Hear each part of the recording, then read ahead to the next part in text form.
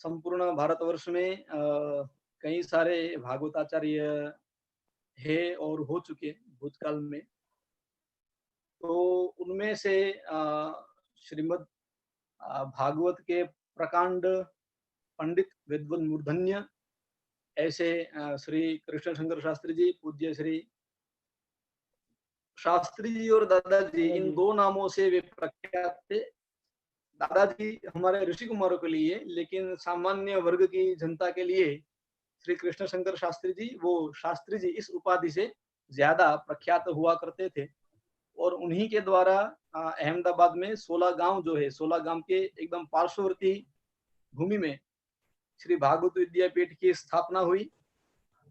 भागवत विद्यापीठ जो है वो शिक्षण, स्वास्थ्य, संशोधन और संस्कार, इन चार चीजों को लेकर के, चार मूलभूत सिद्धांतों को अपने साथ लेकर के समाज की सेवा में लगा हुआ है।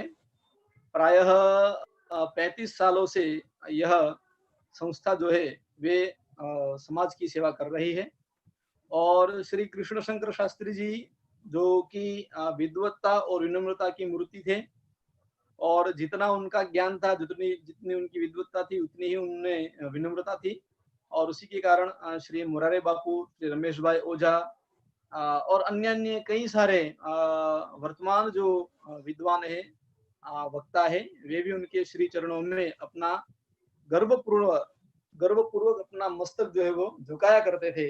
तो ऐसे श्री कृष्ण शंकर शास्त्री जी, पूज्य श्री दादाजी, तो दादाजी जो है वे वैसे तो व्याकरणाचार्य थे और काव्य तीर्थ थे, और बनारस काशी से उन्होंने अध्ययन किया था, और पुराणाचार्य तो थे ही। तो देश और विदेश में जहां जहां पर भी उन्होंने श्रीमद् भागवत की कथाएं की। वर्तमान समय में, उस समय तो वो समय इतना कठिन था, क्लिष्ट था कि उस समय प्रचार का माध्यम इतना ज्यादा प्राप्त नहीं था, लेकिन फिर भी उन्होंने 300 एकड़ जमीन में श्री भागवत विद्यापीठ में 33 से भी अधिक विविध प्रकल्पों के साथ इस संस्था का प्रारंभ किया है। यहाँ शिक्षण के लिए अशोक ITI, श्री वर्तंत संस्कृत महाविद्यालय, श्री DM विद्यालय और श्री भागवत प्राइमरी स्कूल, ये चार जो है वो शिक्षण के धाम हैं। स्वास्थ्य के लिए श्री कृष्ण शंकर शास्त्री ने यहाँ पर निरामय तीर्थ ऐसी एक संस्था, जो कि एक अस्पताल है, उसका निर्माण किया है, जहाँ पर निःशुल्क रूप से आयुर्वेद, नेत्र चिकित्सा और अन्य चिकित्सा की जाती है। एलोपैथी है, फिर कई सारी अलग अलग प्रकार की चिकित्सा है यहाँ पर मुफ्त में या टोकन फीस के साथ यहाँ पर की जाती है। शिक्षण में जब हम बात करें तो ये चार जो यहाँ की संस्थाएं है, अशोक ITI, DM विद्यालय और वर्तंत संस्कृत महाविद्यालय और भागवत प्राइमरी स्कूल, इसमें श्री वर्तंत संस्कृत महाविद्यालय जो है वो संपूर्ण श्री भागवत विद्यापीठ का हृदय है, क्योंकि यहाँ पर अध्ययनशील जो ऋषि कुमार है वे सारे विप्रगण हैं, ब्राह्मण के पुत्र हैं। उनके लिए ये व्यवस्था की गई है कि संस्कृत और संस्कृत का प्रचार वो यहाँ से करे। इस हेतु से यहाँ पर उनको संस्कृत पढ़ाया जाता है। ज्योतिष, वेद, वेदांग, पुराण, इन सभी विषयों का ज्ञान इन छात्रों को दिया जाता है। यहाँ से न केवल ज्योतिष और कर्मकांड से ही संलग्न छात्र निकलते हैं, बल्कि विविध संकायों में, चाहे वो मिलिट्री हो, चाहे वो अन्य प्रतियोगिता परीक्षाओं के माध्यम से बच्चे आगे बढ़ रहे हो, कहीं पर प्रोफेसर है, कहीं पर लेक्चरर है, तो अपने अपने अलग अलग स्थानों पर सभी छात्र जो है वे रुचि के अनुसार आगे बढ़े हैं। उसमें भी भागवत विद्यापीठ के ऋषि कुमार जो है, मैं जानता हूँ तब तक 72 कंट्रीज में, देशों में, विदेश के अंदर अपने विद्यापीठ के ऋषि कुमार जो है वो मंदिरों में अर्चकत्वेन कार्यरत है। और उसी के साथ कई सारे ऐसे ऋषि कुमार हैं जी सर, मैं थोड़ा आपको बीच में अब रोकूंगा। क्योंकि समय हमारा हो गया है, 3 मिनट है, तो हम चाहते हैं कि अब आपका ये बड़ा अच्छा आपने जानकारी जो दिया कि कितने अच्छे ज्ञान विज्ञान की वहाँ संस्थाएं हैं, लोगों तो वहां तक पहुंचना चाहिए। सही बताएं तो असली संस्कृत का ज्ञान विज्ञान परंपरा का जो संरक्षण है वो परंपरागत शिक्षण पद्धति में ही संरक्षित है, इसमें कोई दो राय नहीं है सर। जी जी। और इसीलिए इसी माध्यम से चाहते हैं कि आप जैसे आचार्य मंच पे आए और बीच बीच में अपने जो ज्ञान की धारा है वो हम तक भी पहुंचाएं और हम सब भी लाभान्वित होते रहें। उसी को इस उद्देश्य में रख के ये तैयार किया गया है सर। और ये व्याख्यान माला आपके माध्यम से लगातार जारी रहेगी। डॉक्टर डीबी ठाकुर है और टीम है पूरी, डॉक्टर श्री सुरेश कुमार शर्मा जी हैं, अखिलेश त्रिपाठी जी हैं, मीनू मिश्रा जी हैं, तमाम लोग हैं जो हमारे कार्यकारी वहाँ के सदस्य हैं। उनके माध्यम से एक धारा बहेगी राजस्थान की भी धरती से और हम तक पहुंचेगी सर। तो इस प्रक्रिया को अब हम प्रारंभ करते हैं, जिनको जुड़ना होगा धीरे धीरे जुड़ते जाएंगे। और डॉक्टर डीबी ठाकुर सर मेरी आवाज सुन रहे होंगे, तो इसको मैं प्रारंभ करता हूं ताकि हम सर जो हमारा उद्देश्य है सर ज्ञान हमें प्राप्त हो सके। और मैं राजस्थान प्रांत राष्ट्रीय संस्कृत मंच राजस्थान प्रांत के द्वारा आयोजित इस अपने ज्ञान के वर्धन में, हमारे ज्ञान के वर्धन में वृद्धि करने वाली इस अंतरजालीय विशिष्ट व्याख्यान में मेरे सम्मुख उपस्थित, इस अंतरजालीय माध्यम से मेरे सम्मुख जो भी विद्वान उपस्थित हैं, विशिष्ट विद्वान उपस्थित हैं, मैं उन सबका हार्दिक स्वागत एवं अभिनंदन करता हूं इस मंच परिवार में। इसके साथ ही इस विशिष्ट व्याख्यान को सुचारू रूप से अग्रसारित करने हेतु मंगलाचरण पूर्वक मैं राजस्थान की धरती पर संस्कृत ज्ञान को विस्तार देने वाले आदरणीय डॉक्टर डीबी ठाकुर सर को आमंत्रित करता हूं कि वह सर्वप्रथम मंगलाचरण पूर्वक स्वागत अभिभाषण करें। आदरणीय ठाकुर सर।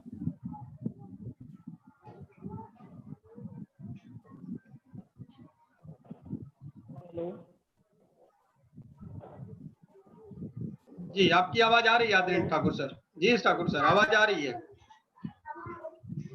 हाँ सर आवाज आ रही है। जी आप हेलो जी आवाज एकदम आ रही है सर। आप हाँ सर बीच में कार्यक्रम को आगे बढ़ाएं सर। हाँ ठीक ठीक नमस्कार सर। जी श्री गुरुभ्यो नमः हरि ओम। तन्नो विष्णुरुक्रमः तन्नो भवत्वर्यमा तन्नो विष्णुरुक्रमः। नमो ब्रह्मणे नमस्ते वायु त्वामेव प्रत्यक्षं ब्रह्मासि त्वामेव प्रत्यक्षं ब्रह्म वदिष्यामि ऋतं वदिष्यामि सत्यं वदिष्यामि मामवतु तद्भक्तारमवतु अवतु माम्। ओम शांति शांति शांतिः। संस्कृतं सरला भाषा संस्कृते परिचारिका समाश्रितो नरो नित्यम् इहामुत्रं चोदते। समो विचार संतोषं चतुर्थी साधु संगति प्रतिश्वासं सविश्वासं संस्कृतास्यादिने दिने। नमः संस्कृताय जयतु संस्कृतम जयतु भारतम। मैं इस कार्यक्रम के प्रारंभ में समस्त गणमान्य अतिथियों का इस राष्ट्रीय संस्कृत मंच राजस्थान प्रांत से हार्दिक स्वागत एवं अभिनंदन करता हूं। कार्यक्रम के प्रारंभ में मैं मंच के सचिव डॉक्टर राजेश जी का भी हार्दिक स्वागत एवं अभिनंदन करता हूं। तकनीकी संयोजक पीयूष जी पांडे, डॉक्टर आशुतोष जी पांडे, आशुतोष जी, डॉक्टर विजय जी, डॉक्टर विवेक जी इत्यादियों का भी मैं हार्दिक स्वागत एवं अभिनंदन करता हूं। और इसके साथ ही जो तकनीकी मंडल जो है उनका भी मैं हार्दिक स्वागत एवं अभिनंदन करता हूं। आयोजक मंडल का भी मैं हार्दिक स्वागत एवं अभिनंदन करता हूं। और जो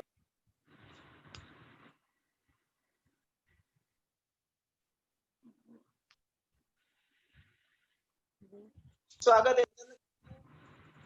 कार्यक्रम के पूर्व में थोड़ा सा संक्षिप्त में जैसे चिंतन भाई डॉक्टर चिंतन भाई दवे ने हमारे इस कार्यक्रम को सुचारू करने के लिए उनको पूर्व में ही धन्यवाद ज्ञापन करता हूँ। कार्यक्रम के प्रारंभ में डॉक्टर चिंतन भाई दवे ने अपने स्वयं का परिचय तो बता ही दिया है, उसके साथ ही मैं थोड़ा संक्षिप्त में ही उनके जीवन परिचय के बारे में। एक सरल व्यक्तित्व के धनी है, विद्वान है, बहुत ही विद्वान है, प्रखर विद्वान है। उम्र भले उनकी छोटी है लेकिन गुजरात में उनका बहुत ही नाम है। उन्होंने संस्कृत सोमनाथ संस्कृत विश्वविद्यालय से शास्त्रीय आचार्य व्याकरणाचार्य के रूप में की। उसके पश्चात उन्होंने शिक्षा शास्त्री भी वहीं से की। वर्तमान तो संस्कृत भागवत विद्यापीठ में निरंतर अध्यापन करवाते रहे और आज वर्तमान में भी वही संस्कृत भागवत विद्यापीठ में अध्यापन के रूप में है। डॉक्टर चिंतन भाई दवे ने भारत नहीं अपितु विदेशों में भी उन्होंने बहुत से श्रीमद् भागवत, भगवत गीता, रामायण, उपनिषद इत्यादि पर बहुत सी व्याख्यान दिए हैं। आज के इस व्याख्यान माला में जो उन्होंने व्याकरण शास्त्र पर आधारित पाणिनीय व्याकरण प्रत्यय षष्ठी पर व्याख्यान माला का आयोजन किया गया है, जिसमें डॉक्टर चिंतन भाई दवे को बहुत बहुत स्वागत अभिनंदन है। उनके लिए अंतिम में मैं बस 2 शब्द कह रहा हूँ। पुराणे शास्त्रे शब्द शास्त्रे कथा प्रसंगे प्रवरस्य तस्य मित्रेष्व भिन्नस्य हृदि स्थितस्य सत्स्वागतम चिंतित पंडितस्य। हार्दिक स्वागत एवं अभिनंदन। धन्यवाद।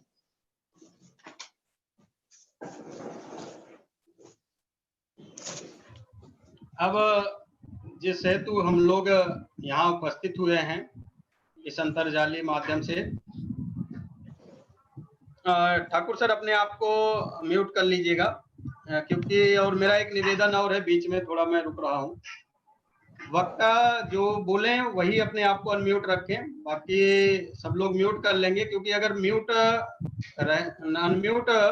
रहता है तो क्या होता है, उन्हीं का चित्र और उन्हीं का वो सामने दिखाई देता है फिगर। इसलिए सब लोग, सभी विद्वानों से मेरा आग्रह निवेदन है कि अपने आप को म्यूट करके रखें, जिनको बोलना हो सिर्फ वही अपने आप को अनम्यूट करके रखें। सादर धन्यवाद। अब मैं कार्यक्रम की अगली कड़ी में जिनको सुनने के लिए हम यहाँ उपस्थित हुए हैं, ऐसे विद्वान को आमंत्रित करता हूँ, डॉक्टर चिंतन कुमार दवे सर को, कि आप आए और अपनी ज्ञान धारा से थोड़ा सा हमें भी तृप्त करने का निवेदन स्वीकार करें। आदरणीय चिंतन कुमार दवे सर।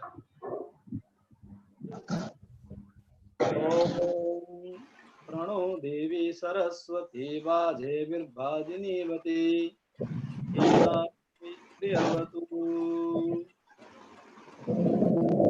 चोदितायेन पुरा सरस्वती वितन्वताजस्य सती हृदि स्वलक्षणा प्रादुर्भूत किलास्यतः समे ऋषीणां वृषभः प्रसीदताम्। भवति यदनुभावा दृढमुकोऽपि वाग्मी जडमतिरपि जन्तुः ध्यायते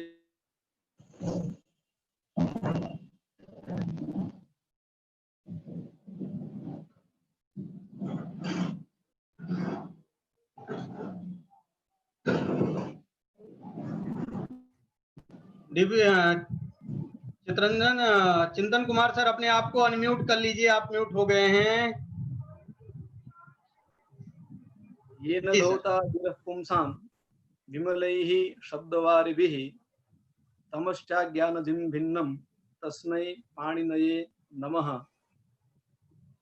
सदा शिवसमारम्भां शंकराचार्य मध्यमाम् अस्मदाचार्य पर्यन्तां वन्दे गुरुपरम्पराम्।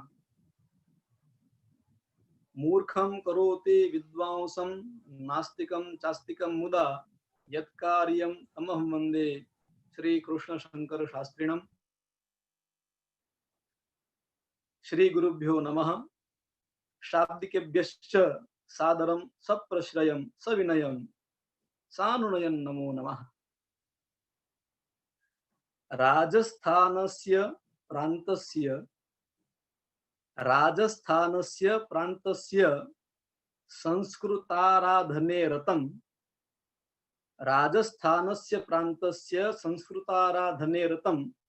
राष्ट्रीयं संस्कृतं मंचं वाक्पुष्पैः पूजयाम्यहम्, वाक्पुष्पैः पूजयाम्यहम्। राष्ट्रीय संस्कृत मंच राजस्थान प्रान्तस्य तत्वावधाने आंतर्जालीय संगोष्ठी माध्यमेन कोविड-19 कोरोना महामारी ग्रस्त विकराल विषम काले नाना शास्त्र पारावारदृश्वानः ये विद्वांसः अस्मिन् संगोष्ठ्यां समुपस्थिताः पुनश्च भारतीय संस्कृति संस्कृत्योः समाराधनैक निष्ठाधिष्ठित धियः संस्कृत रसिकेभ्यः प्रणम्य अथ च राष्ट्रीय संस्कृत मंचस्य व्याख्यान श्रृंखलायाः आयोजक मंडलस्य श्री राजेश कुमार मिश्र महोदयस्य तथा च तेभ्यः संलग्नेभ्यः डॉक्टर दीनबंधु ठाकुर जी महोदयेभ्यः पुनश्च आयोजक मंडलस्य समस्त सदस्येभ्यः तकनीकी संयोजकेभ्यः च अभिवाद्य अस्यां समायोजितायां संगोष्ठ्यां पाणिनीय व्याकरणे प्रत्यय सृष्टिः इति विषयम् उदरीकृत्य किंचित वक्तुं प्रयतिष्ये।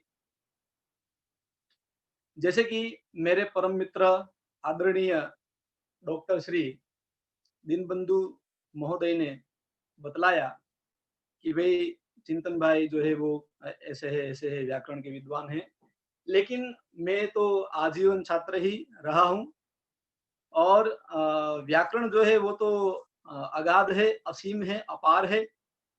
इसलिए सारस्वत भाष्य में ऐसा कहा गया है कि समुद्रवत व्याकरणम महेश्वरे तदर्ध कुंभोद्धरणम बृहस्पतौ तदभाग भागाय च शतम पुरंदरे कुशाग्र बिंदुत पतितम ही पाणिनौ।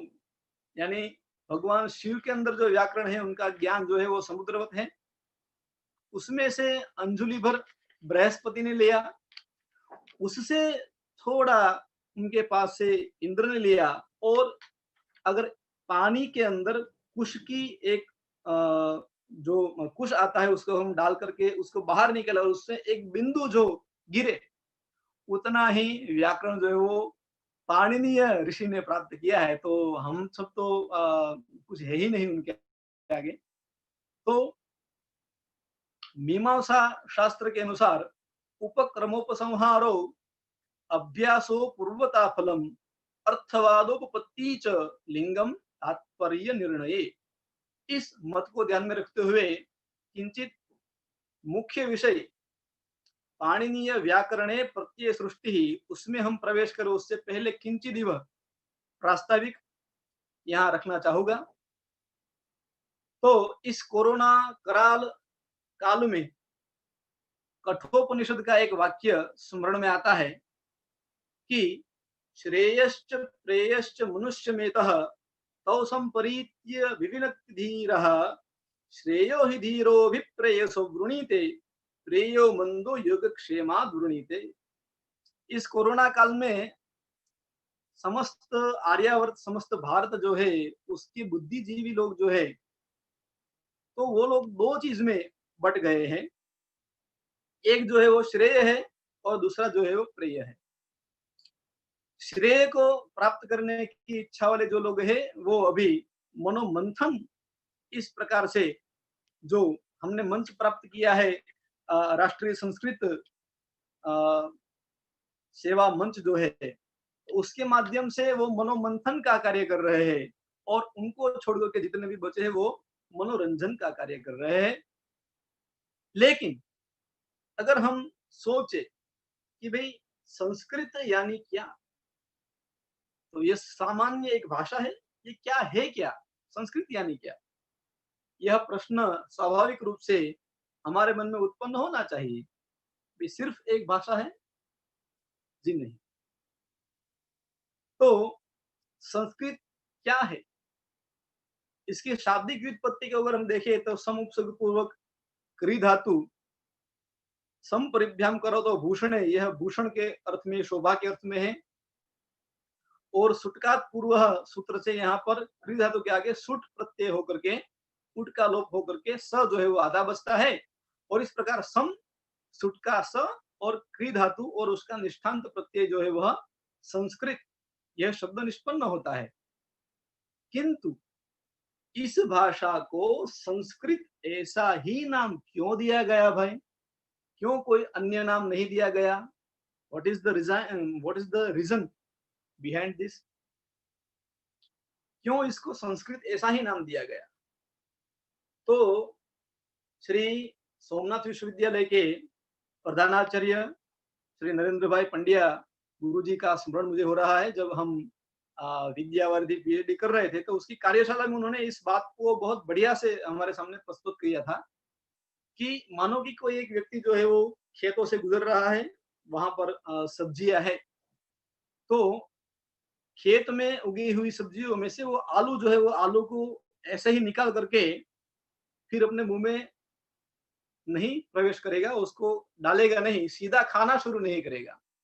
क्या करेगा? वो जो आलू जो जमीन में गड़ा हुआ था उसको बाहर निकाल करके उसको वो घर ले जाएगा, उसके बाद पानी से धोएगा, उसको स्वच्छ करेगा, उसके बाद फिर उसकी रुचि के अनुसार उसको उसकी चाहे वो सब्जी बनाए, चाहे वो पोटैटो चिप्स बनाए, चाहे वो फ्रेंच फ्राइज बनाए, जो भी उसकी रुचि हो उस अनुसार उस आलू जो है उसको वो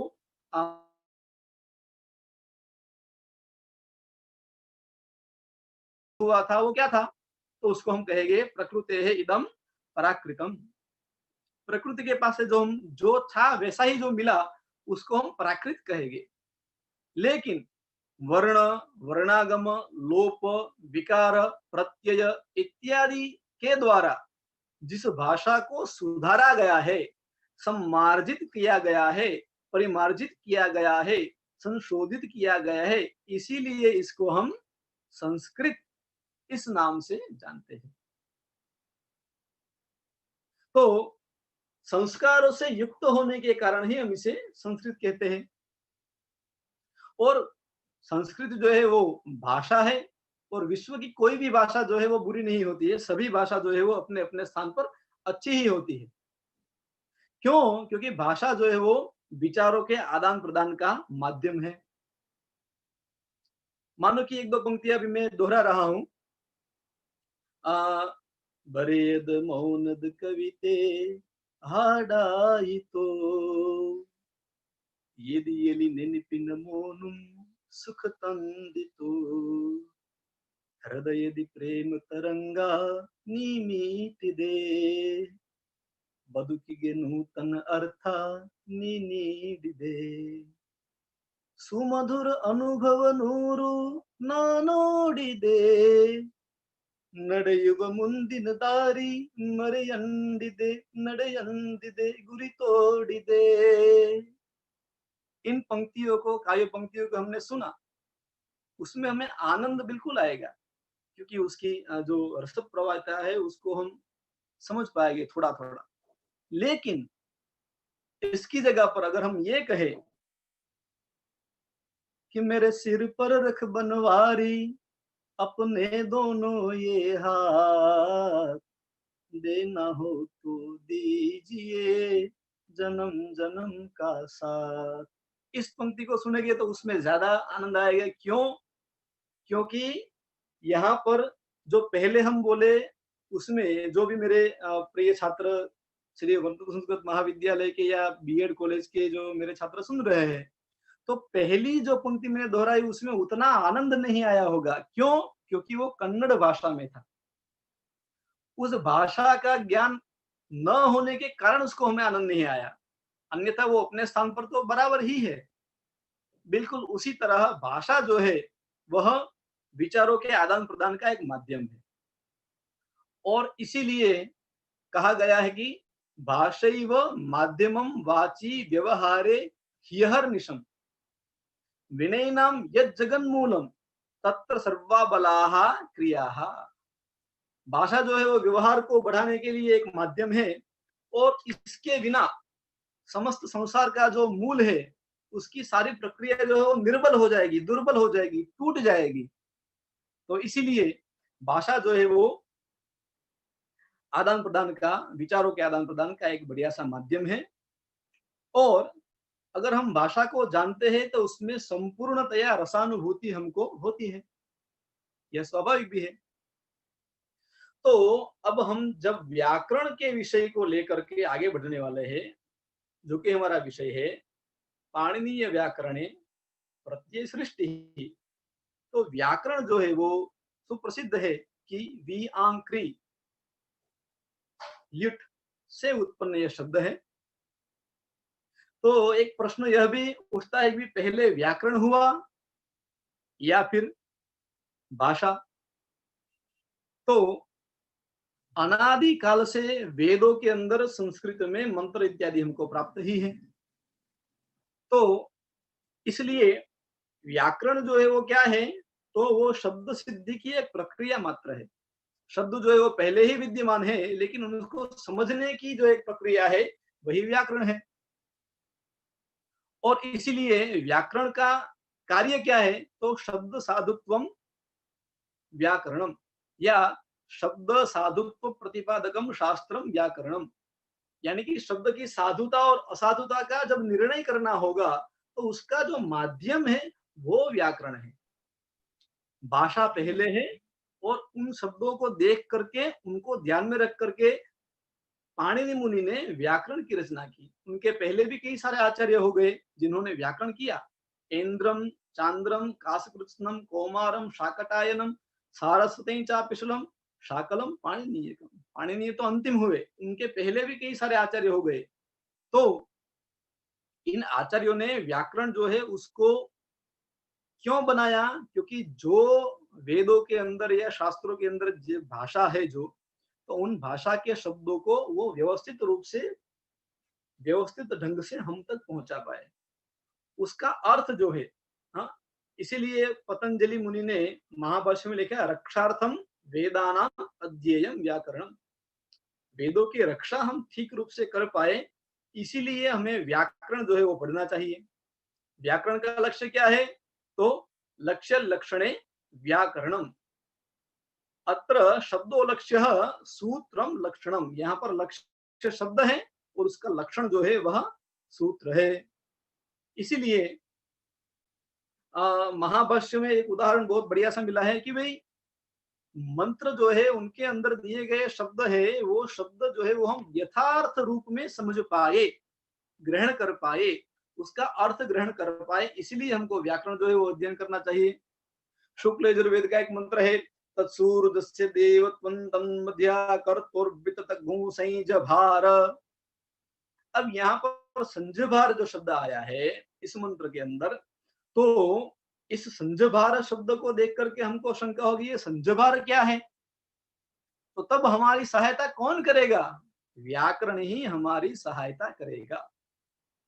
क्या कहेंगे, तो हृग्रहोर भस छंदसी, इस वार्तिक से रू और गृह धातु के हकार का भकार हो गया और रूप बन गया है संजहार। जो रूप बनता था ह्री धातु का, उसका लिट लकार का रूप जो संजहार बनता था उसका वेद के अंदर प्रयोग किया है संजभार। यह ज्ञान हमको हृग्रहोर भस छंदसी इस वार्तिक से प्राप्त होगा। तो इसीलिए यह व्याकरण जो है वो 6 अंगों में प्रधान है और मुख स्वरूप है।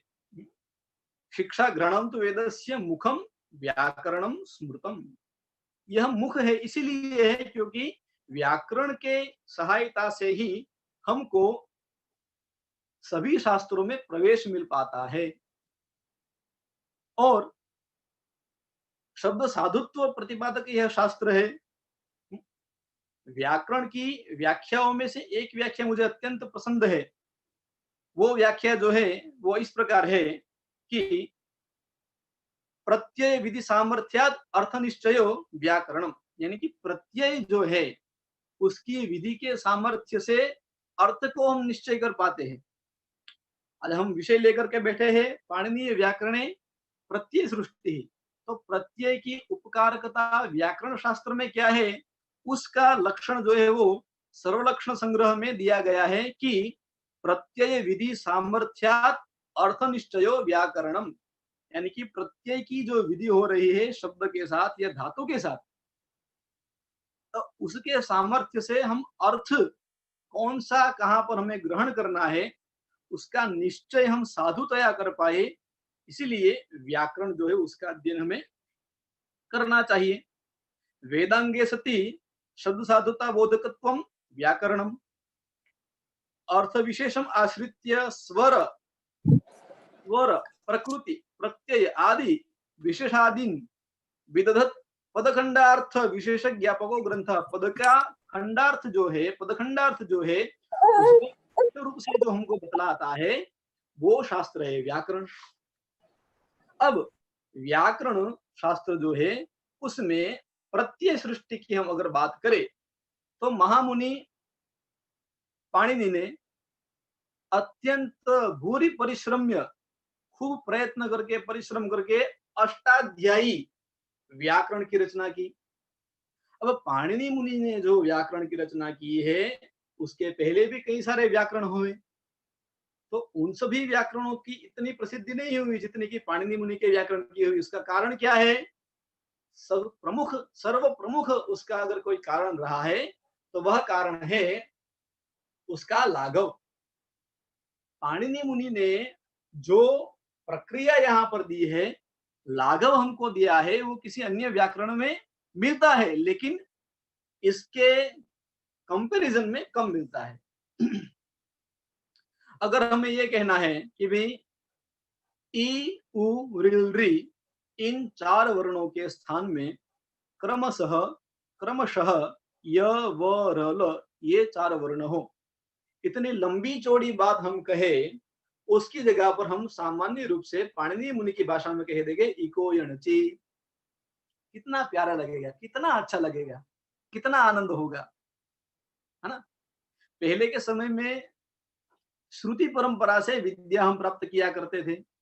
अब श्रुति परंपरा में विद्या को प्राप्त करने में सर्वाधिक सरलता अगर पंडितों को हुई तो वो पाणिनि मुनि के व्याकरण में हुई, और इसी कारण इस व्याकरण की प्रशस्ति जो है वो ज्यादा है। यह व्याकरण जो है वो 3 मुनियों के द्वारा इस व्याकरण का सरलीकरण हुआ है। वाक्यकारम वररुचिन भाष्यकारम पतंजलिम पाणिनिं सूत्रकारं च प्रणतोस्मि मुनित्रयम्। ये 3 मुनि जो है इनके कठोर परिश्रम का परिपक्व फल आज हमको इस व्याकरण में मिलता है। तो विश्व की सभी भाषाओं जो है वो भावाभिव्यक्ति के साधन के रूप में हम देखते हैं, और इसलिए भाष्य में कहा गया है कि एक शब्द सम्यक ज्ञातः सुष्ठु प्रयुक्तः स्वर्गे लोके च कामदुग् भवति। तो यह जो कहा गया है, तो यहाँ व्याकरण शास्त्र के शब्दों को अगर हम जानते हैं तो उसके द्वारा हम इस लोक में और परलोक में, दोनों ही लोक में हम श्रेय को प्राप्त कर सकते हैं, और इसी कारण से व्याकरण का अध्ययन करना चाहिए। अब मुख्य विषय की ओर बढ़ते हुए पाणिनीय व्याकरणे प्रत्यय सृष्टि ही, इस विषय को अगर हम गौर से देखें तो पाणिनीय मुनि ने जो व्याकरण की रचना करी अष्टाध्यायी व्याकरण की, उसमें प्रत्यय जो है वो रीढ़ की हड्डी है, मेरुदंड है, वह मेरुदंड है।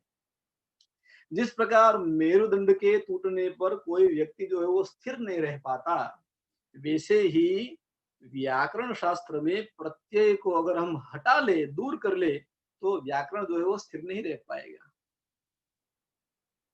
तो इसीलिए प्रत्यय सृष्टि जो है वो बहुत, यह विषय जो है व्याकरण, पाणिनीय व्याकरण है, प्रत्यय सृष्टि वो अपने आप में बहुत बड़ा विषय है। इसको कम समय में पूर्ण करना वो थोड़ा कठिन है, लेकिन फिर भी हम निष्ठा पूर्वक यहाँ पर प्रयत्न करेंगे। तो शब्दों की सिद्धि के लिए पाणिनि मुनि ने व्याकरण में प्रत्ययों की रचना की, निर्माण किया, और वे ही प्रत्यय जो है वो व्याकरण शास्त्र का बल है। ठीक है, तो प्रत्यय शब्द का विविध अर्थ जो है वो हमको शब्द कल्पद्रुम या वाचस्पत्य में मिलते हैं। प्रत्यय शब्द का एक अर्थ होता है अधीनः, दूसरा होता है शपथः,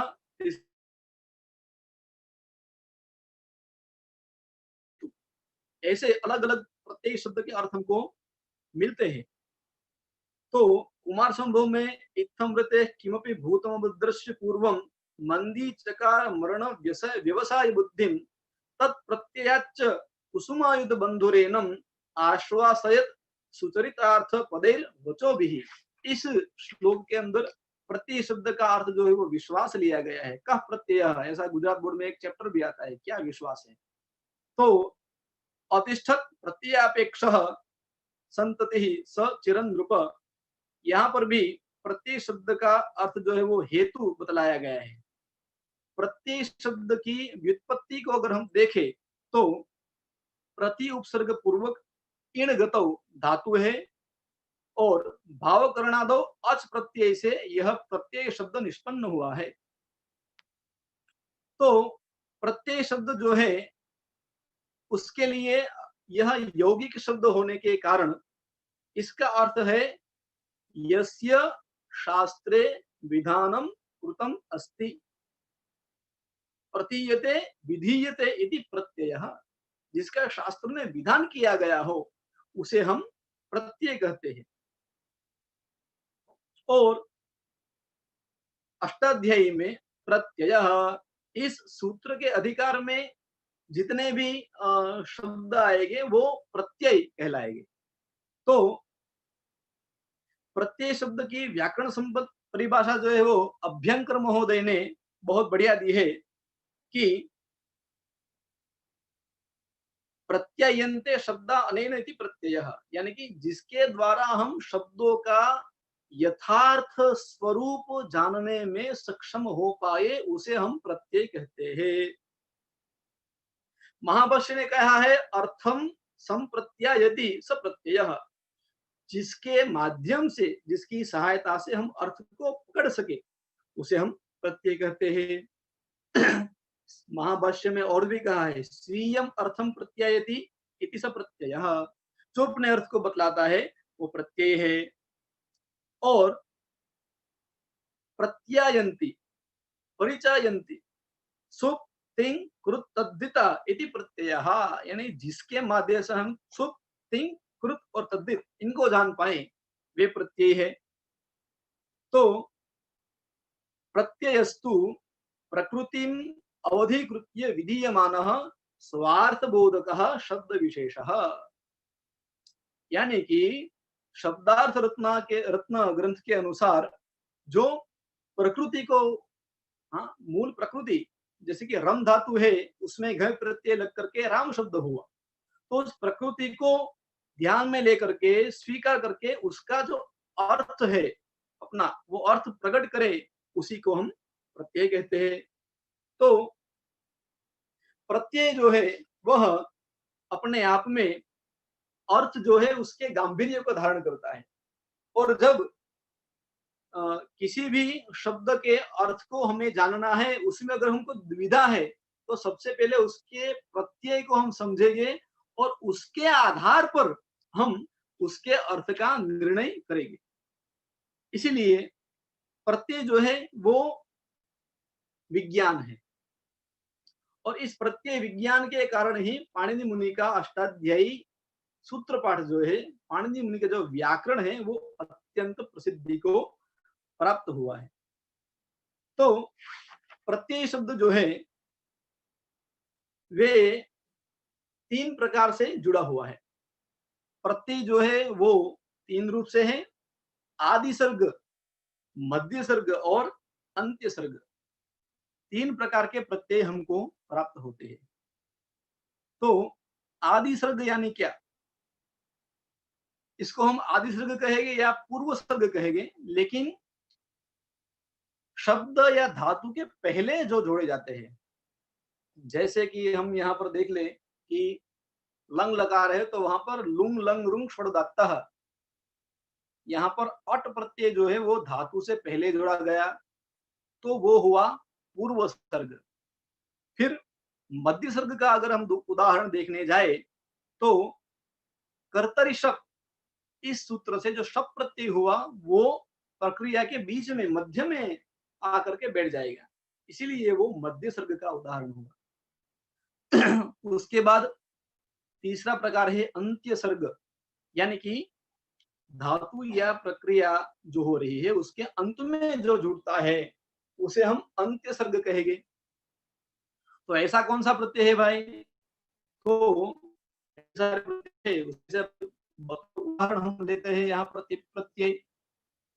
तो थिप प्रत्यय जो है वो अंत में जुड़ा, शप प्रत्यय जो है वो बीच में जुड़ा, और लुंग लंग रुंग फुड़दातः का जो अट प्रत्यय है वो धातु के आगे जुड़ा। तो आदि सर्ग या पूर्व सर्ग, मध्य सर्ग और अंत्य सर्ग, इन तीन प्रकार से प्रत्यय जो है उनका कार्य जो है वो व्याकरण शास्त्र में हमको देखने को मिलता है।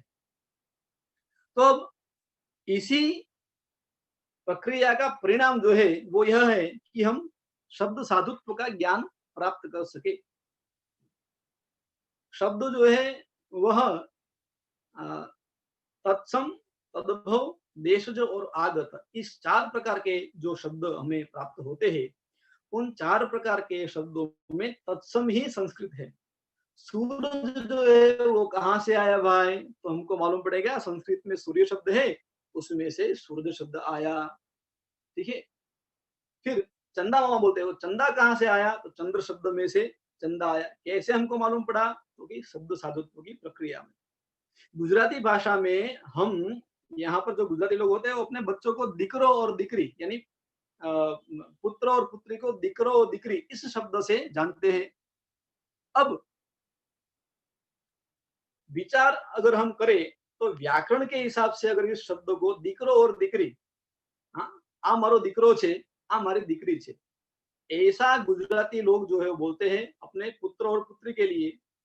तो क्यों?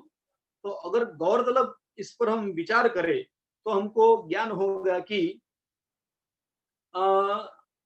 अयम में दिनकरो वर्तते। जब पुत्र का जन्म होता है तो पिता के हृदय में भाव होता है कि यह मेरे जीवन में सूर्योदय लाएगा, यह मेरे लिए सूर्य के समान है, हमारे वंश के लिए, हमारे कुल के लिए। तो इसलिए उसको हम दिनकरो ऐसा कहेंगे। यह अयम में दिनकरो वर्तते, दिनकरो का अपभ्रंश हो गया दिकरो, न जो है वो बीच में से निकल गया तो हो गया दिकरो, दिकरो यानी कि बेटा। और इसी प्रकार जब बेटी का जन्म होता है तो पिता सोचता है, माता सोचती है कि इयम में दिनकरी वर्तते, इसके जन्म से मेरे भाग्य का उदय होगा और ये मेरी पुत्री दो कुलों का उद्धार करेगी, इसलिए इसको दिनकरी कहेंगे। तो दिनकरी का भी अगर यहाँ से न जो है वो हट गया, अपभ्रंश बन गया दिकरी। तो दिकरो और दिकरी ये दो शब्द जो है वो भी संस्कृत में से ही निकले हुए हैं। तो इसका मतलब ये हुआ कि भाई संस्कृत भाषा जो है उसका व्याकरण जो है उससे हमको शब्द साधुत्व जो है उसका हमको ज्ञान होता है। अब पाणिनीय व्याकरणे प्रत्यय सृष्टि ही पंचधा वर्तते। पाणिनीय व्याकरण के अंदर प्रत्यय सृष्टि जो है वो 5 प्रकार के प्रत्यय हमको बतलाती है। इन 5 प्रत्ययों के अंतर्गत संपूर्ण व्याकरण जो है वो समाविष्ट हो जाता है। भाई कौन से वो 5 प्रत्यय है? तो सुप प्रत्यय, तिंग प्रत्यय, कृत प्रत्यय, तद्धित प्रत्यय और स्त्री प्रत्यय। सुप, तिंग, कृत, तद्धित और स्त्री, इन 5 प्रत्ययों के अंदर संपूर्ण व्याकरण जो है वो समाविष्ट हो जाता है। सनाद्यंता धातु जो सनादि है उसको हम तिंगत का ही अगर हम भाग समझे तो ये 5, अन्यथा ये 6 सुप, तिंग, सनादि, तद्धित और स्त्री प्रत्यय, ये 5 प्रत्यय, ये 6 प्रत्यय हो गए। तो इन प्रत्ययों के अंदर संपूर्ण व्याकरण का समावेश हो जाता है। इसी को हम कहेंगे पाणिनीय व्याकरणे प्रत्यय सृष्टि ही।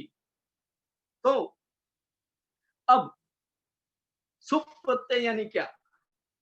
जिन शब्दों के द्वारा, जिन प्रत्ययों के द्वारा शब्दों का निर्माण होता है, हिंदी और गुजराती में हम शब्द के पीछे कारक लगाते हैं तो शब्द के रूप में कोई परिवर्तन नहीं आता है। जैसे कि राम ने, राम को, राम के द्वारा, राम के लिए, राम से अलग, राम का, राम में, ये सारी विभक्तियां हम लगाएंगे तो राम शब्द के पीछे ये सारे प्रत्यय सफिक्सेस जो है वो जुड़ जाएंगे, किंतु राम शब्द के अंदर, उसके स्वरूप के अंदर कहीं पर भी कोई परिवर्तन नहीं आएगा। किंतु जब संस्कृत में इन्हीं विभक्तियों का हम प्रयोग करेंगे तो शब्द का जो स्वरूप है उस स्वरूप में ही पूरे शब्द के स्वरूप में परिवर्तन आ जाएगा। वो 7 विभक्तियों में और 3 वचनों में विभक्त हो जाएगा। तो वो 7 विभक्तियां कौन सी है? उसी को हम सुप प्रत्यय कहेंगे, जिनके द्वारा शब्द रूपों का निर्माण होता है। ठीक है, जब तक ये विभक्तियां शब्द को नहीं लगती है तब तक उस शब्द को हम प्रातिपदिक के स्वरूप में जानेंगे। प्रातिपदिक यानी क्या? पदम पदम प्रतिपदम तस्य भावः प्रातिपदिकम, यानी कि जो शब्द का मूल स्वरूप है उसे हम प्रातिपदिक कहेंगे। अब जो प्रातिपदिक स्वरूप है उसमें 2 पक्ष से प्रातिपदिक संज्ञा होती है, एक व्युत्पत्ति पक्ष से और दूसरा अव्युत्पत्ति पक्ष से।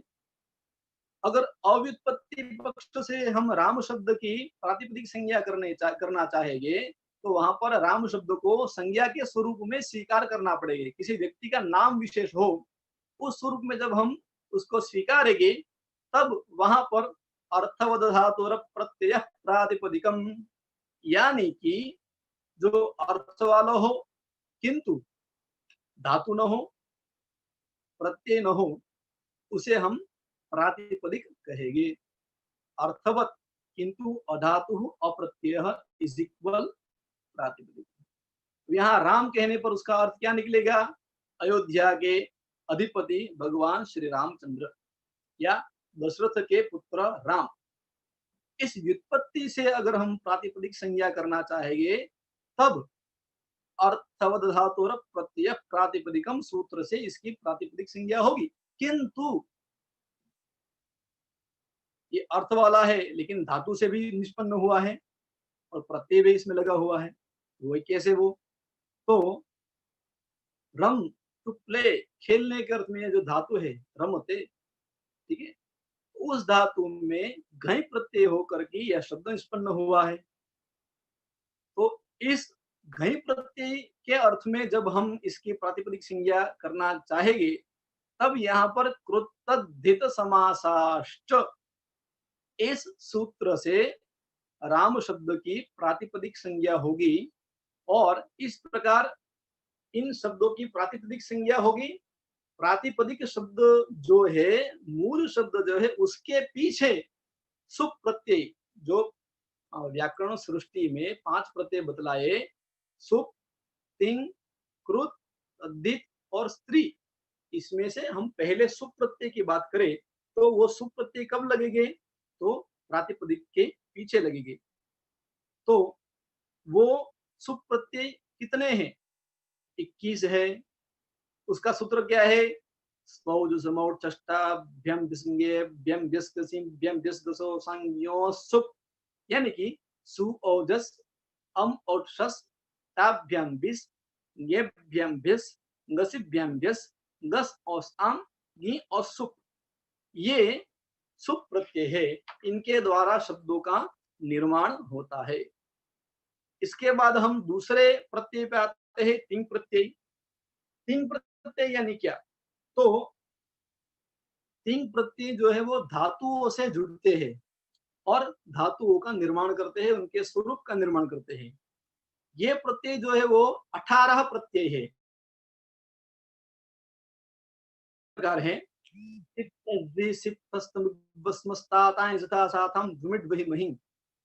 यानी कि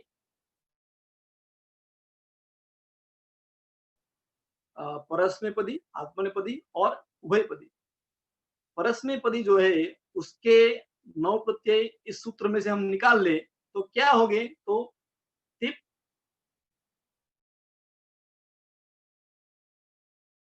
तिप्तजी सिप्तस्थ मिब्बस्मस, इतने जो प्रत्यय है 9, ये परस्मैपदी विभाग धातुओं के साथ जुड़ते रहेंगे। फिर इसके अतिरिक्त जो बचे हुए 9 प्रत्यय है, तो आताम ज, थास, आथाम द्वम, इट, वही मही, ये 9 प्रत्यय जो है वे आत्मनेपदी धातु जो है उसके साथ जुड़ेंगे। परस्मैपदी अगर पठ धातु के साथ जुड़ जाए तो पठति, पठतः, पठन्ति, पठसि, पठतः, पठथ, पठामि, पठावः, पठामः, ऐसे इसके स्वरूप बन जाएंगे।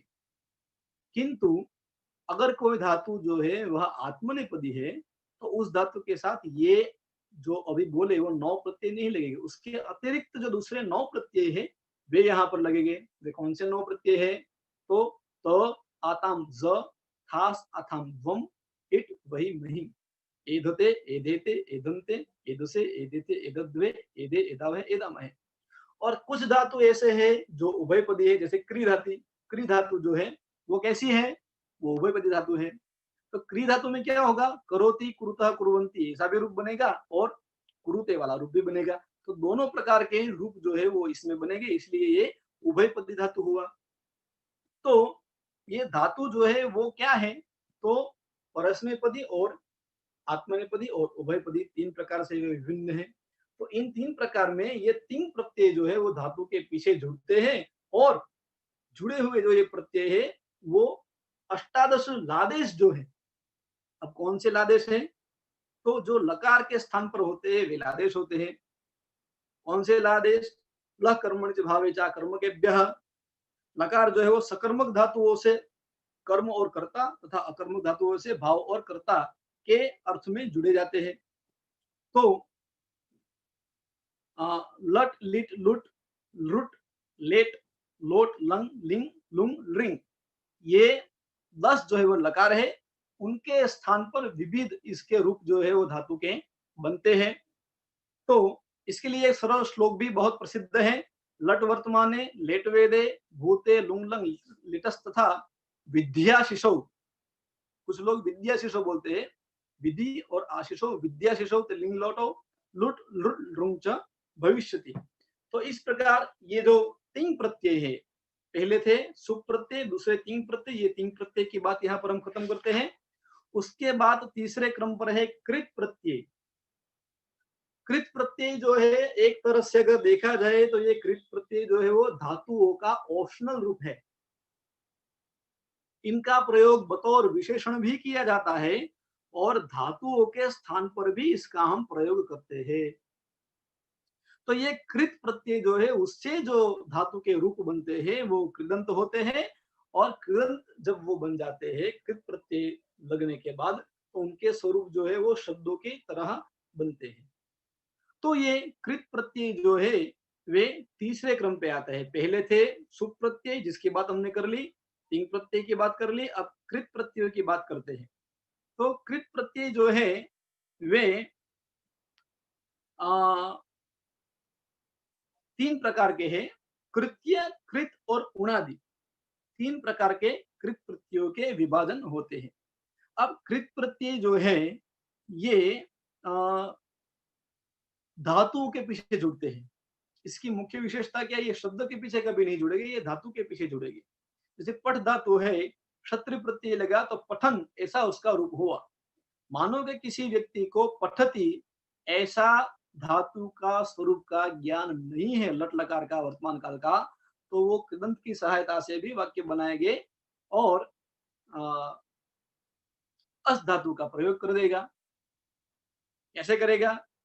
राम पठन अस्ति, राम पढ़ रहा है। अगर राम पठती उसको नहीं मालूम, तो इस कृदंत की सहायता से वह अपने बात को पूर्णतया अभिव्यक्त कर पाएगा।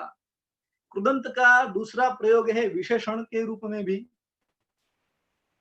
बालक पठन याति, बालक बढ़ता हुआ जा रहा है। तो ये कृदंत जो है वो अत्यंत उपयोगी है, छात्रों के लिए बहुत ही उपयोगी है। तो कृदंत का ज्ञान जो है विद्यार्थियों के लिए अत्यंत आवश्यक भी है, और इनके ज्ञान से अनुवाद तथा भाषण इत्यादि कार्यों में संस्कृत की सुषमा यानी कि शोभा बढ़ती है। निखरती है। और इसीलिए यह जो कृत प्रत्यय है वो छात्रों के लिए जानना अनिवार्य है। तो कृत प्रत्यय जो है वे कृत्यः इस अधिकार सूत्र से लेकर के णूलः प्राक् णूल त्रुचौ ये सूत्र है उसके पहले तक का इन कृत प्रत्ययों का अधिकार है और कृदतिंग से इसकी कृत संज्ञा होती है। कृत प्रत्ययांत जो धातु है यानी कि कृत जो है वो धातुओं से जुड़ता है, ये बात मैंने आपको बतला दी। और इसके तीन विभाग जो है वो कृत्य, कृत और उणादि। तो कृत्य जो है उसमें तव्यत, तव्य, अनियर, केलिमर, क्यप, नियत इत्यादि 7 प्रकार के इसके धातु के इसके प्रत्यय है जो कि धातु के साथ जुड़े गए जो कृत प्रत्यय नाम से जाने जाते हैं। तो कृत्य जो है उसके अंदर ये 7 प्रकार के प्रत्यय जो है वो आएंगे और इसका प्रयोग जो है विशेषण के रूप में वंदनीय पुरुषः, तो पुरुष तो है लेकिन कैसा है, वंदनीय, ठीक है। पठितव्यः ग्रंथः, पढ़ने योग्य ग्रंथ है इसलिए यहाँ पर पठितव्यः ऐसा। और इसके तीनों रूप बनेंगे। पठितव्यः ग्रंथः पुल्लिंग में हुआ, पठितव्या कविता स्त्रीलिंग में हुआ, पठितव्यम काव्यम तो वो नपुंसकलिंग में हुआ। तो इन कृत प्रत्ययों का प्रयोग जो है वो हम यहाँ पर विशेषण के रूप में भी कर सकते हैं। तो कृत्य प्रत्यय जो है वो कृत्य और धातो हो इस सूत्र से इसके अधिकार में णूल प्राग, णूल के प्राग तक यानी कि कृत्य प्रत्यय होगा। कृदंत के जो 3 प्रकार है उसमें से कृत्य जो है उनका अधिकार जो है वो णूल प्राग, णूल प्रत्यय के पहले तक का रहेगा। उसके बाद कृत प्रत्ययों का दूसरा जो भेद है वो है कृत, कृत्य, कृत और उणादि। इन 3 जो भेद है उसमें से दूसरे नंबर का भेद जो है वो कृत है। णुवुल त्रुचौ इस सूत्र से यहाँ पर णुवुल इत्यादि जो प्रत्यय है उनकी बात कही गई है, रखी गई है। जैसे कि कृत प्रत्ययों के अंतर्गत णुवुल, त्रिच, ल्यू, णिनि, अच, क, श इत्यादि रूप जो है वे यहाँ पर बनेंगे। तो णुवुल प्रत्यय लगा करके ण और ल इसका लोप करेंगे, वु जो बचा उस वु के स्थान पर युवोरणा को सूत्र से अन वु के स्थान पर हो जाएगा, अक वु के स्थान पर हो जाएगा और क्री धातु से णुवुल प्रत्यय लग करके युवोरणा को से अक बन करके कारक ऐसा शब्द बनेगा। ठीक है, करोति इति कारकः। लेकिन अगर क्री धातु से त्रिच प्रत्यय लगेगा तो च का लोप होकर के और कर्ता ऐसा रूप बनेगा। तो इस प्रकार कृत प्रत्यय जो है वे भी इसके कृदंत के विभाजन में आएगा दूसरे नंबर पे। उसके बाद तीसरे नंबर पे आता है उणादि प्रत्यय। उणादयो बहुलम सूत्र के अधिकार में ये सारे प्रत्यय जो है आएंगे। और सबसे रुचिकर अगर मुझे कोई प्रत्यय लगते हैं तो ये है उणादि प्रत्यय और तद्धित प्रत्यय। जिन शब्दों का स्वरूप हमको सामान्य रूप से समझ में नहीं आता है वो उणादि प्रत्ययों के द्वारा सिद्ध हुए होते हैं। ठीक है, तो जैसे कि वायु शब्द को लेते हैं तो वाति, वातः, वांति, वा धातु है बहने के अर्थ में। तो वो जो वा धातु है उसमें वातीति वायु, यहाँ पर आतो युक सूत्र से युक्पत्ति हुआ वा धातु के बाद में और वायु शब्द बन गया। अब गुरु शब्द है तो गृणाति इति गुरुः, गृणाति नाम सिंचति, किम सिंचति, ज्ञानम सिंचति, यह ज्ञानम सिंचति सह गुरुः। चाहे वो माता हो, चाहे वो पिता हो, चाहे वो चाचा हो, चाहे वो बड़ा भाई हो, चाहे शिक्षक हो, लेकिन गुरु हम इन सभी को कहेंगे। एकाक्षर प्रदातारम। हाँ, तो गृणाति इस धातु से कृग्रो रुच्च सूत्र की सहायता से गुरु शब्द जो है वो निष्पन्न हुआ है। ठीक है, उसके बाद अगर हम देखने जाए तो तालु किसे कहेंगे, तो उसकी भी व्याख्या इसमें मिलेगी कि भाई तरंती तरंती, हाँ, वर्णाः अनेन इति तालुः। वहां पर त्रो रस चलः, इस उणादि सूत्र से लू जो है वह आ गया, तो तालु शब्द यहाँ पर बना।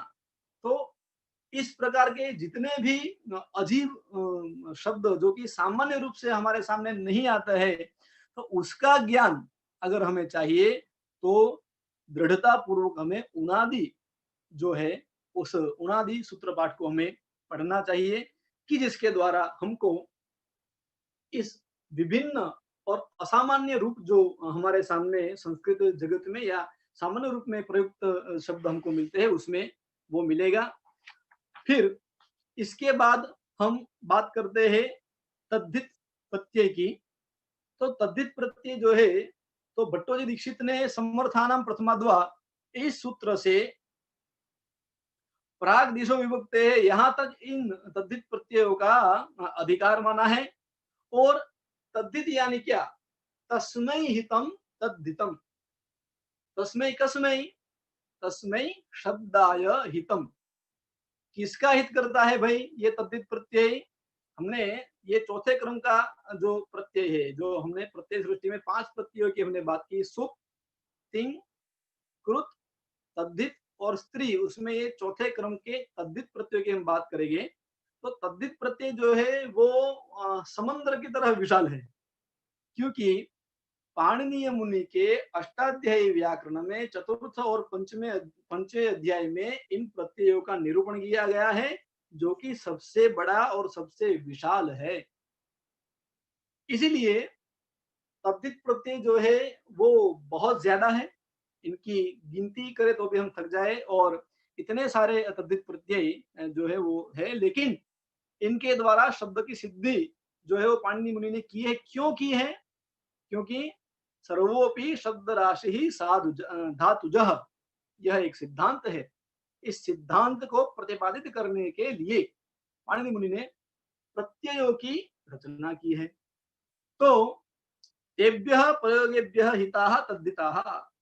अब मानो कि वसुदेव के पुत्र का स्मरण में करता हूं, या उसको मैं नमस्कार करता हूं, इतना लंबा अगर बोले, उसकी जगह पर हम बोले वासुदेवाय नमः, तो कितना प्यारा लगेगा। अच्छा, पृथा के पुत्र को श्री कृष्ण प्रिय है। ठीक है, तो पृथा का जो अपत्य है उसे हम क्या कहेंगे, पार्थ। यानी पृथा का मतलब होता है कुंती। अब कुंती के तो 3 पुत्र है, वैसे 5 पांडव थे, लेकिन माद्री के 2 पुत्र और कुंती के खुद के 3 पुत्र। तो पृथा शब्द से युधिष्ठिर, भीम और तीसरे नंबर पे अर्जुन, इन तीनों का ग्रहण हम कर सकते हैं। ठीक है, लेकिन पार्थ शब्द जो है वो अर्जुन के लिए रूढ़ है। भगवत गीता के आधार पर अगर हम देखने जाए तो इसीलिए पृथायाः अपत्यम पुमान पार्थः, तस्यापत्यम सूत्र से यहाँ पर अण प्रत्यय होगा और आदि वृद्धि होकर के पार्थ शब्द बनेगा। हाँ, एक बात खास ध्यान में रखनी है कि जैसे कृदंत यानी कि कृत प्रत्यय है वो धातुओं से जुड़ते हैं, उससे बिल्कुल विपरीत यहाँ पर तद्धित प्रत्यय है वे शब्दों से जोड़े जाते हैं। ठीक है, पठितवान और ज्ञानवान, इन दोनों में क्या अंतर है? हाँ, कई बार बच्चे पूछते हैं कि ये दोनों दिखने में तो समान है, लेकिन उसके अंदर क्या अंतर है? पठितवान में पठ धातु है और तवतु प्रत्यय लगा हुआ है। ठीक है, और ज्ञानवान में मतु प्रत्यय लगा हुआ है। ठीक है, तो तदस्यास्त्यस्मिनिति मतु और मादुपदायाश्च मतुर गोयवादिभ्यः, इन 2 सूत्रों की सहायता से ज्ञानवान यानी ज्ञान शब्द से यह प्रत्यय मतुप लग करके म के स्थान पर व हुआ और ज्ञानवान ऐसा बना रूप। तो पठितवान और ज्ञानवान इन दोनों में अंतर है। पठितवान जो है वह कृदंत का रूप है और ज्ञानवान जो है वह तद्धित का रूप है। तो तद्धित जो प्रत्यय है उनको भट्टोजी दीक्षित ने वैयाकरण सिद्धांत कौमुदी में 18 चैप्टर्स में उसको विभाजित किए गए हैं। तद्धिते साधारण प्रत्यय, अपत्याधिकार, रक्ताद्यर्थ, चातुर्थी, शैषिक, प्राग्दिव्यतीय, प्राग्वहतीय और छद अधिकार, आर्हीय, अठाई अधिकार, भाव कर्मार्थ प्रक्रिया, मत्वर्थीय, बहुत सारे इसके प्रकार जो है वे बतलाए गए हैं। हाँ, तो इन प्रत्यय, ढक प्रत्यय, णीय प्रत्यय, इन सारे प्रत्ययों को यहाँ पर बतलाया गया है। और इस कारण ये जो तद्धित प्रत्यय जो है उसका स्वरूप जो है बहुत ही विशाल है। पूरे 2 अध्याय, चतुर्थ और पंचम अध्याय में इनका निरूपण है। तो आप समझ लीजिए कि अष्टाध्यायी सूत्र पाठ में सबसे बड़े 2 अध्याय है, चतुर्थ अध्याय और पंचम अध्याय, और उसी दोनों अध्यायों में तद्धित प्रत्ययों का निरूपण जो है वह किया गया है। और तद्धित प्रत्यय जो है वो वहां पर बतलाए गए हैं। और उसके बाद 5वें नंबर पे आते हैं स्त्री प्रत्यय। स्त्री प्रत्यय जो है वह पुल्लिंग शब्द को स्त्रीलिंग में परिवर्तित करने के लिए बनाए गए हैं। जैसे कि अगर हम देखें तो अजाद्य तष्टा यहाँ पर टाप प्रत्यय कर रहा है। तो ये जो प्रत्यय है वो अज शब्द जो है उससे जुड़ करके फिर उसका जब लिंग हुआ, स्त्री प्रत्यय उसका हुआ, तो उसको टाप प्रत्यय लगा। तो इस प्रकार जो 5 जो प्रत्यय सृष्टि के भेद है पाणिनि मुनि के अष्टाध्याय के, उसमें टाप प्रत्यय है, इंगिप प्रत्यय है, इंगिष्ट प्रत्यय है, कहीं पर आनुक, हाँ, इंद्र, भव इत्यादि जो शब्द है तो उसको इंद्र का इंद्राणी, भव का भवानी, ये जो है वहां पर आनुक प्रत्यय जो है वो लग करके वहां पर पुल्लिंग शब्द का स्त्रीलिंग शब्दों में विधान किया गया है। तो इस प्रकार जो कृदंत प्रत्यय है यानी कि जो स्त्री प्रत्यय है उनका भी यहाँ पर निरूपण है। हमारा समय जो है वो पूर्ण होने आया है, तो इसीलिए ये जो स्त्री प्रत्यय जो है वो भी वहां पर बतलाया गया है। तो मूलतः कहने का तात्पर्य यह है कि पाणिनीय मुनि की जो प्रत्यय सृष्टि है उसमें कुल मिलाकर 5 प्रत्यय है। कृत 5 प्रत्यय है, सुप, तिंग, कृत, तद्धित और स्त्री। तो इन प्रत्ययों का यहाँ पर निरूपण जो है वह किया गया है। और ऐसे अत्यंत बुरी परिश्रम करके इस व्याकरण के निर्माण करने वाले ऐसे पाणिनि मुनि के श्री चरणों में प्रणाम करके हम अपनी वाणी को विराम देंगे। येन धौताः गिरः पुंसां विमलैः शब्दवारिभिः तमश्चाज्ञानजं भिन्नं तस्मै पाणिनये नमः, तस्मै पाणिनये नमः। सादर धन्यवाद सर, आपने पाणिनि को प्रणाम किया, मैं आपको प्रणाम करता हूँ इस ज्ञान, इतने विस्तृत ज्ञान देने के लिए कि किस प्रकार पाणिनीय प्रत्यय सृष्टि में प्रत्यय के 5 भेद हैं, किस प्रकार से उसमें उसको प्रयोग करके शब्दों के अर्थों में परिवर्तन लाया जा सकता है। और काफी विद्यार्थियों का निवेदन भी आया है कि आपका व्याख्यान आगे भी चलता रहे, और मैसेज बॉक्स में मैसेज कर रहे हैं। तो मैंने निवेदन किया, आपसे निवेदन, मैंने कहा निवेदन करेंगे सर से, और निवेदन स्वीकार भी होगा आगे के लिए भी। बहुत बहुत धन्यवाद सर, आपके इस व्याख्यान से निश्चित तौर पे मैं स्वयं अपने आप को कहूँ तो बहुत लाभान्वित हुआ हूँ, और मुझे पूर्ण विश्वास है कि हमारे जितने श्रोता हैं वो भी पूर्ण रूप से लाभान्वित हुए हैं इतने ओजस्वी पूर्ण व्याख्यान और सारगर्भित व्याख्यान के लिए। मैं इस कार्यक्रम को आगे बढ़ाते हुए अंतिम में एक औपचारिक प्रक्रिया होती है धन्यवाद ज्ञापन की। वैसे इतना ज्ञान देने के बाद उसको धन्यवाद देके नहीं पूर्ति की जा सकती किसी भी तरह के, लेकिन फिर भी औपचारिक प्रक्रिया उसको निभाना ही पड़ेगा। तो डॉक्टर डी.वी. ठाकुर सर, मैं आपको पुनः आमंत्रित करूंगा कि आप सर को एक बार फिर से कुछ कहना चाहें, धन्यवाद देना चाहें अपने तरफ से, तो आमंत्रित हैं। Doctor DV. ठाकुर, आवाज मेरी आ रही है सर? जी सर, धन्यवाद। और हाँ जी सर, जी सर। और कोई कुछ धन्यवाद अगर आपका। और आज जो अपने व्याख्यान जी जी सर, हेलो। हाँ आवाज आ रही है, बोल दें सर। जी सर, जी सर, बोलिए, आप बोलिए। नहीं सर, आप बोलें सर कुछ। कुछ कह रहे थे। मैं ये कह रहा था सर, तीन से चार जी सर। मैं 3 से 4 प्रश्न डॉक्टर चिंतन सर ले सकते हैं क्या 10 मिनट के लिए, सामान्य चर्चा पर चर्चा के लिए? डॉक्टर चिंतन कुमार सर, आपसे हो सकता है एक आध दो लोग बात करना चाहते हो, क्या हम 3 से 4 लोगों का टॉक ले सकते हैं क्या? हाँ, कोई दिक्कत नहीं है, अभी थोड़ा जी समय है। अच्छा अच्छा, आपको कहीं जाना नहीं, 5-10 मिनट और सर समय दे दीजिएगा बस। ठीक सर। सर एक प्रश्न था। हाँ, सिर्फ हम 2 से 3 प्रश्न लेंगे, और प्रश्न क्या है, चर्चा पर चर्चा है, प्रश्न इसको नहीं कहेंगे।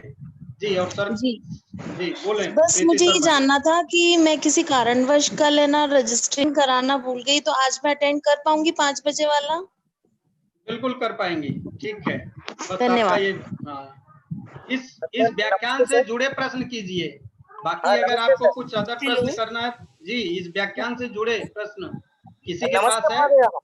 नमस्कार, बताएं। मैं किरण वाशनी बोल रही हूँ। किरण वासनी मैम को बोलने दीजिए प्लीज। जी सर, आज का मैंने अभी ये पूरा प्रकरण सुना महोदय के सर, इसमें प्रत्यय के बारे में बताया गया था। सर वैसे तो 5 प्रत्यय संस्कृत में है, ये मैं जानती हूँ। जो स्त्री प्रत्यय हैं, स्त्री प्रत्यय में ढीप है, ढीश है, ढीन है, टाप है, ढाप है। अगर इन प्रत्ययों का, खाली स्त्री प्रत्ययों का ही विवरण अच्छे से अंतर करते हुए स्पष्ट करें तो बहुत बहुत धन्यवाद होगा सर आपका। खाली स्त्री प्रत्ययों का विवरण। जी जी जी जी, स्त्री प्रत्यय जो है वो भी अपने आप में एक बड़ा विषय है, और स्त्री प्रत्ययों को जो बतलाया गया है उसकी विधि पाणिनीय व्याकरण के अंदर, तो उसको पहचानने के लिए हमको थोड़ा अलग से अगर हम समय ले और उसका कुछ विवरण करें तो ज्यादा अच्छा रहेगा, क्योंकि संक्षिप्त समय में, इतने कम समय में इन सभी प्रत्ययों का जिनका आपने उच्चारण किया, ये सारे प्रत्यय जो है वो है ही, उनका ज्ञान जो है वो इसी छोटे समय के अंतराल में देना जो है वो थोड़ा कठिन रहेगा। लेकिन प्रत्येक जो शब्द है उस शब्द के लिए, जो जैसे मृड का मृडानी हुआ, तो वहां पर इंद्र, वरुण, भव, शर्व, रुद्र, हिम, हिमारण्य, यव, यवन, मातुला नाम आनु, मातुलाचार्य नाम अनु, इस सूत्र से आनु प्रत्यय होगा, तो शिव प्लस आनु प्लस गिप इज इक्वल शिवानी, तो ऐसा वहां पर रूप बनेगा। तो ऐसे कई सारे अवान्तर भेद जो है स्त्री प्रत्यय में हमको इस प्रकरण में देखने को मिलते हैं। तो इन सारे प्रत्ययों को जानने के लिए थोड़ा समय जो है वो एक्चुअली ज्यादा चाहिए, तब जाकर के इसका हम विवरण अच्छे से कर पाएंगे। जी नमस्कार। जी सर अवश्य। अब आज का यही हम समाप्त करते हैं, सर के पास समय नहीं है। अगर किसी का अपना प्रश्न हो, निशिकांत पांडे जी आप बाद में प्रश्न कर लीजिएगा, आप मुझे टेक्स्ट मैसेज कर दीजिएगा प्रश्न को, जिनका प्रश्न है। हाँ, इससे संबंधित जो भी प्रश्न है आप हमें मैसेज कर दीजिएगा, हम उसको सर के पास भेज के उसका उत्तर मंगा के आपके पास भेजेंगे, क्योंकि समय का अभाव है। क्षमा चाहते हैं निशिकांत पांडे जी, आप बंगाल से सुदूर से जुड़े हुए हैं, फिर भी क्षमा प्रार्थी हूँ। आगे प्रक्रिया को आगे बढ़ाते हुए हमारे आयोजन मंडल के जो 5 सदस्य हैं, निशिकांत पांडे जी अपने आप को म्यूट कर लीजिएगा। 5 सदस्य डॉक्टर मीनू मिश्रा अगर हमारे बीच में है, डॉक्टर भूपेंद्र कुमार राठौर सर हमारे बीच में है, डॉक्टर अखिलेश कुमार त्रिपाठी, आपसे निवेदन है, कुछ आप सर के लिए यदि कुछ कहना चाहें या किसी के मन में कोई विचार है तो जरूर। आप आयोजन मंडल के 5 सदस्य हैं हमारे राजस्थान प्रांत से। हाँ सर जी। सर सबसे पहले तो मैं सर को बहुत बहुत धन्यवाद देना चाहता हूँ कि सर ने बहुत ही अच्छे तरीके से विषय का प्रवर्तन किया, और मैं उम्मीद करता हूँ कि जितने भी प्रतिभागी हैं उन प्रतिभागियों को इससे अत्यंत लाभ प्राप्त हुआ होगा। और मैं यही कहना चाहता हूँ कि आगे भी सर को हम आमंत्रित करेंगे। और सर बहुत बहुत धन्यवाद आपको। जी जरूर, और मैं प्रक्रिया में 5 मिनट में समाप्त करता हूं। अंतिम में धन्यवाद ज्ञापन के हेतु मैं डॉक्टर चिंतन कुमार दवे सर का दोनों हाथ करबद्ध करके बहुत बहुत आभार व्यक्त करता हूं, धन्यवाद करता हूं सर। और कभी भी आभार नहीं माना करते, हमारे लायक भी कोई सेवा हो। बिल्कुल सर, अब तो हम आपको नहीं छोड़ेंगे, अब छोड़ने वाले नहीं है सर। और साथ ही आपका बहुत बहुत धन्यवाद सर। आगे भी आपका इसी तरह का हमें आशीर्वचन मिलता रहेगा। हम पूरे मंच परिवार को बहुत बहुत आभार। साथ में मैं आयोजक मंडल राष्ट्रीय संस्कृत मंच राजस्थान प्रांत जो डॉक्टर DB ठाकुर सर हैं, बहुत बहुत धन्यवाद देना चाहता हूं कि सर ने आगे आकर इसका कार्यभार एवं दायित्व संभाला। और राष्ट्रीय संस्कृत मंच का एक उद्देश्य भी है कि भारत के कोने कोने में छिपे हुए डॉक्टर चिंतन कुमार दवे सर जैसी प्रतिभा जो किसी कारणवश हम लोगों के बीच में नहीं पहुंच पाई, और उनको लाना है मंच पे और समाज के सामने उपस्थापित करना है, और उनके ज्ञान उनके अंदर जो है उसका थोड़ा सा छींटा अपने ऊपर भी मारना है आप सबके माध्यम से। तो इस प्रक्रिया को अग्रसारित किया DB ठाकुर सर ने। मैं ठाकुर सर का बहुत बहुत धन्यवाद करता हूँ। डॉक्टर अपने बीच में हैं भूपेंद्र कुमार राठौर सर, क्या हमारे बीच में हैं Shri Suresh Kumar Sharma sir, doctor Akhilesh Kumar Tripathi, doctor Meenu Mishra, जिनको हम मैथिली के नाम से भी जानते हैं ज्यादातर। तो बहुत बहुत धन्यवाद करना चाहता हूं मैम आप सबका कि आप सबके आयोजन से और आगे आने से विशिष्ट इतना मतलब सारगर्भित व्याख्यान हमें सुनने को आज मिला, प्राप्त हुआ। इसके साथ साथ केंद्रीय टीम की हमारी जो टेक्निकल टीम है, डॉक्टर पीयूष पांडे, डॉक्टर ब्रजेश कुमार और डॉक्टर विवेक कुमार, और इसके साथ साथ डॉक्टर आशुतोष कुमार जी को भी मैं धन्यवाद देना चाहता हूं कि जिनका इस व्याख्यान के पीछे अथक प्रयास चलता रहा। टेक्निकली जो भी कमियां होती हैं उनको दुरुस्त करने में ये अपना पूरा समय लगाते हैं, और कभी कभी इतने विशिष्ट व्याख्यान से रह भी जाते हैं इस कार्य में। तो हम आप लोगों का बहुत बहुत आभार व्यक्त करते हैं। साथ में बिना श्रोता और राष्ट्रीय संस्कृत मंच के जो संस्कृत परिवार के सदस्य हैं, उनके बिना तो सब कुछ अधूरा है। सब कुछ हो जाए, सब हो जाए, टेक्निकल टीम आ जाए, आयोजन मंडल भी आ जाए, मैं भी आ जाऊं और सर भी आ जाएं, और हमारे बीच में मंच परिवार के सदस्य ना हो तो अधूरा सा लगता है। तो ऐसे सम्मानित अपने अपने क्षेत्र के विशिष्ट विद्वान ऐसे समस्त मंच परिवार के सदस्यों का मैं तहे दिल से हार्दिक स्वागत एवं अभिनंदन करता हूं। राष्ट्रीय संस्कृत मंच परिवार जो राजस्थान प्रांत है इसी तरह से आगे बढ़ता रहे, फलता फूलता रहे, और नित्य नूतन नए नए व्याख्यान डॉक्टर चिंतन कुमार दवे सर के माध्यम से या अन्य विद्वानों के माध्यम से कराते रहें, मैं यही निवेदन करता हूं। और जो सहयोग होगा हम लोग यहाँ केंद्र में बैठे हुए पूरा साथ देने के लिए तैयार हैं। सबका एक बार पुनः बहुत बहुत धन्यवाद, आभार, और फिर मिलते हैं एक नए के साथ। बहुत बहुत धन्यवाद। और चिंतन कुमार दवे सर को नहीं छोड़ना है, राजस्थान प्रांत के आयोजन मंडल से मैं निवेदन करता हूँ। सर राजेश सर जी राजेश सर आपका भी हम आयोजन मंडल की तरफ से बहुत बहुत धन्यवाद करते हैं। आपका ये प्रकल्प इसी तरीके से चलता रहे और आपकी जो मेहनत और परिश्रम है फलीभूत होती रहे, और इसी तरीके से बड़े बड़े आयोजन हम करते रहें। हम सभी के सहयोग से इस तरीके से बड़े बड़े आयोजन होते रहे जिससे जनमानस को लाभ प्राप्त हो। बिल्कुल बिल्कुल, आपसे निवेदन करता हूँ और बहुत बहुत धन्यवाद आपको देता हूँ सर। जी नमस्कार सबको। डॉक्टर DB ठाकुर सर प्रणाम। नमस्कार राजेश जी सर को, जी राजेश दवे जी सर को नमस्ते। सभी का आभार, धन्यवाद जी। नमस्कार नमस्कार, बहुत बहुत धन्यवाद जी। मीटिंग को हम लीव कर सकते हैं। डॉक्टर पीयूष पांडे मीटिंग को ऑल लीव करवा दीजिए। डॉक्टर पीयूष पांडे।